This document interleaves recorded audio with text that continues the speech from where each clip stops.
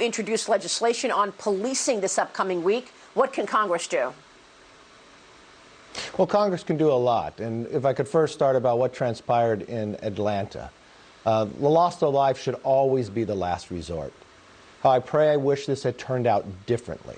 I mourn with Rayshard's family today. There was something that his attorney said last night, and this needs to be investigated thoroughly. But he talked about de-escalation.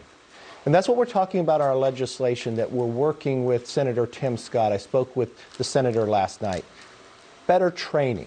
What is an officer to do to be able to de-escalate when someone points a taser at them? Accountability.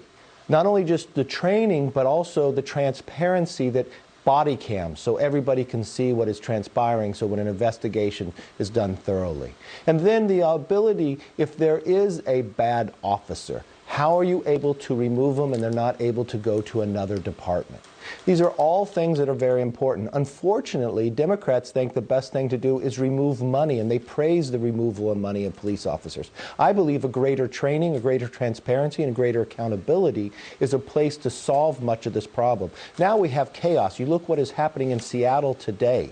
I mean, instead of having peace and prosperity, you have chaos and you have warlords over Woketown. There are things that are being said that they're using chokeholds, that they're searching individuals who actually live there, that there is not an idea of freedom within this socialism, that they believe there should not be police, peace, or even Paw Patrol cartoons on television anymore. Well, I mean, shouldn't we know when somebody has infractions already? I mean, when you look at the case of last week where that officer had 17 infractions already, should there be a register of some sort so that we know and understand where there could be trouble and vulnerabilities in a certain police officer? Yes, we talk about that now. The FBI actually has a reporting ability to do this, but only 45% of the departments participate. It should be. It's never the first time does a bad officer get caught. These reports should actually have another eye to look upon this. It should not be a cleared record when they terminate the individual, so then they can go to another department. What we're finding as well is there's a recent study, a survey went out to all police chiefs. 80% of them are asking for more training. That's exactly what we need in a situation like this to de-escalate in others. But these bad officers, and remember, 99% of these officers put their life on the line every day. They come when they are called. They rush into these buildings or fires and others when someone is firing a gun at them to protect us. Those are the individuals that we want to make sure. So there's many times that people rush to judgment and are trying to produce legislation that are going to make good officers leave the department. We want to make sure we have the very best, have transparency, accountability, and performance in what we do moving forward, so we protect life at the same time. So walk us through this upcoming week. The Democrats will also be passing their own legislation. What will this week look like in terms of your policing legislation? Well, there will be a markup on Wednesday. As we continue to work with Senator Tim Scott, we're hopeful that we will roll out legislation this week. The markup on Wednesday inside the Judicial Committee inside the House, the Democrats have proposed legislation. I have spoken with Karen Bass and others. What I think should happen at this moment in time is not parties play any games. We should work together to restore, rebuild, and renew America.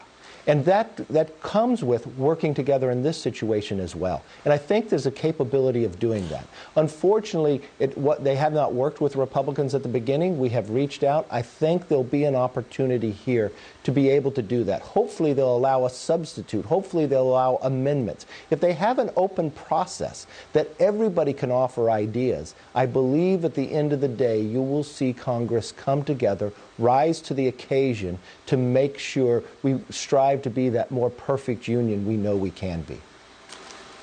Yeah, because there's just no room for any bad apples in the police force. We know that. I mean, it's just one is too many. I want to get your take also on stimulus, though, because we're talking about an economy that is also perhaps getting impacted here. We were at a point where we were about to reopen, and now you've got looters across the country making it even worse. What kind of a stimulus would you like to see in Phase 4? Are you even discussing that right now, or do you want to wait until the CARES Act plays out and see where that money went?